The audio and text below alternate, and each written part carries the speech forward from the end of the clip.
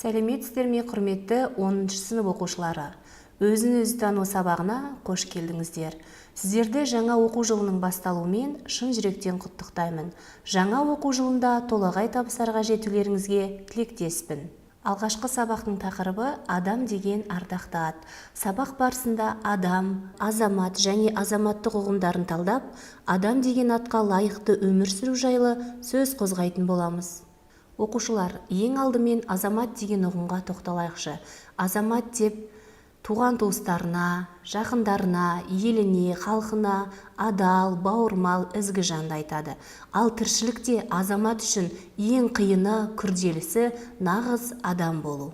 Енді сіздерді бүгінгі сабақтың дәйек сөзімен танысуға шақырамын. Атымды адам қойған соң, қайтып надан болайын. Абай. Дәйек сөздің мағынасын қалай түсінесіздер? Шынымен де адам өзге тіршілік иелерінен бойындағы адами қасиеттермен ерекшеленеді. Адам алдына мақсат міндет қойып, соларға жету үшін еңбек етеді. Адамның тағы бір ерекшелігі оның жүрегі. Адамның жүрегі адалдыққа, мейірімділік пен сүйіспеншілікке толы болса, оның ойы, іс-әрекеті бірлікте болады. Енді, құрметті оқушылар, сіздерді келесі бейнероликті көруге шақырамын. Қазіргі заманның қалыбына салып қарайтын болсақ, толық адам қандай адам? Ол ғылымды сүю керек. Оның ғылымы әділетті болу керек. Яғни әділет деген не? Өзіңе не тілесең, өзгеге де соны тілеу. Және оның ғылымы рахымды болу керек. Мына бүкіл экосистемаға, бүкіл жан-жануарға, бізді қоршаған экологияға біз рахыммен қарауымыз керек. Адамды айтпаған өзінде. Яғни сенің ғылымың артқан сайын, сен әділетті һәм рахымды болу керек қой. А бізде керісінше адамның ғылымы артқан сайын әділетсіз һәм рахымсыз болып кетеді. Бұл катастрофаға келеді. Экологиялық катастрофаға келіп жатыр қазір.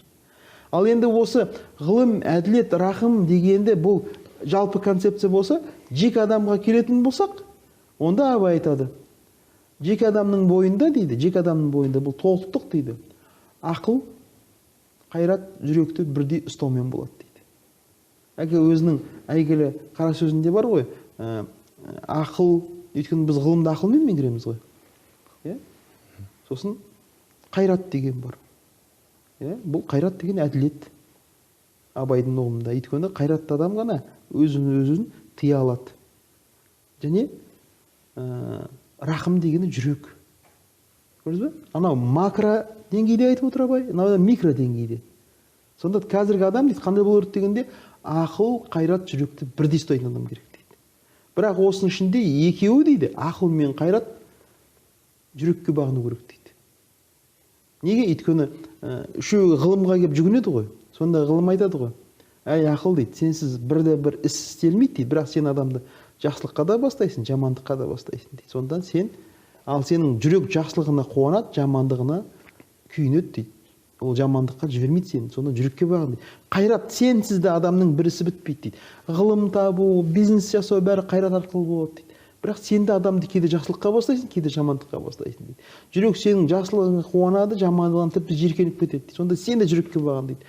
Қашан дейді, осы екеуің дейді, жүрекке бағынып, осы үш қасиет бір адамның бойынан табылса, нағыз толық адам сол болады дейді. Мысалы, мен айтып отырған жаңағы толық адам концепциясы ол үлкен мағынасында, жалпы концепциясы, а мынау жеке адамның концепциясы мынау. Жеке адам соны өз бойында қалай жүзеге асырады дегенде, ол ақыл, қайрат, жүректі бірдей өз бойында ұстау арқылы біз толықтыққа жете алады екенбіз. Және бұл заманға қатысты емес. Өйткені ақыл, қайрат, жүрек ол 19 ғасырда керекті, 20 ғасыр керек емес деген әңгіме туындамау керек. Бұл үстірт ұшқары пікір. Абай атамыз айтып кеткен толық адам ұғымының өзі тұнып тұрған мотивация. Сенің ақылыңда, қайратыңда жүрекке бағыну керек. Ал жүрек не дейді? Жүрек ол әділеттіліктің, рахымның, мейірімнің орны дейді. Сонда Абай айтады ғой, жүректі адам қандай деген кезде айтқанға көнгіш, уәдеде тұрғыш, арды, ақылды сақтайтын, азғырылмайтын дейді, мінез болсын дейді. Оқушылар, мынандай сұрақтарға жауап беріп көрейікші. Бейнероликте айтылған ойлармен келісесіз бе? Неліктен? Нағыз адамның бойында қандай игі қасиеттер болу керек деп ойлайсыздар? Адам деген атқа лайық өмір сүру үшін не қажет деп ойлайсыздар? Қоғам қайраткері, жазушы Әбіш Кекілбаев адам деген атқа лайық өмір сүру үшін адамға білім, білік, ыждахат керек дейді. Оны игеру үшін ғасырлар бойы аузы дуаллар шақшаппай, баршамыз үшін айтып келе жатқан ғибрат сабағын бойға сіңіру керек. Өмір ғибраттарын танып білу арқылы көптің қамын қамдай жүретін қайырымды пиғыл иесіне тән келеді. Қымбатты оқушылар, ендігі кезекті шығармашылық жұмысқа берейік. Тапсырмаларды орындай отырып, сіздер бүгінгі тақырып бойынша түсініктеріңізді кеңейтесіздер. Берілген ұғымдар мен анықтамаларды оқып шығыңыздар. Ұғымның анықтамасын тауып, дәптерлеріңізге жазыңыздар. Айналаңызда өзіңіз нағыз адам деп санайтын жақындарыңызбен және таныстарыңызбен нағыз адам болудың сыры тақырыбында әңгімелесіңіз. Ойыңызды жазбаша түрде түйіндеңіз. Оқушылар, биыл менің борышым тақырыбында жоба жұмысын жүргізу ұсынылады. Жоба жұмысы 1 жыл жүргізіледі. Жобаның бірінші кезеңінде мақсатын анықтап, жоспарын құрыңыздар. Зерттеу жүргізіңіздер. Борыш, міндет деген не? Ата-аналарыңыздан, ұстаздардан сұрастыруға, өзін-өзі тану интернет порталының 1000 жылдықтар даналық айдарында берілген ұлы тұлғалардың еңбектерін пайдалануға болады. Жоба күнделігіне жазыңыздар. Жоба күнделігі оқушы дәптерінде берілген. Оқушы дәптерін өзін-өзі тану порталындағы оқушыларға бөліміндегі электрондық кітапхана айдарынан таба аласыздар. Қымбатты оқушылар, бүгінгі сабағымызды өзін-өзі тану бағдарламасының авторы Сара Алпысқызының сөзімен аяқтағым келеді. Өмірде әрбір адам ең алдымен өзін-өзі тануы керек.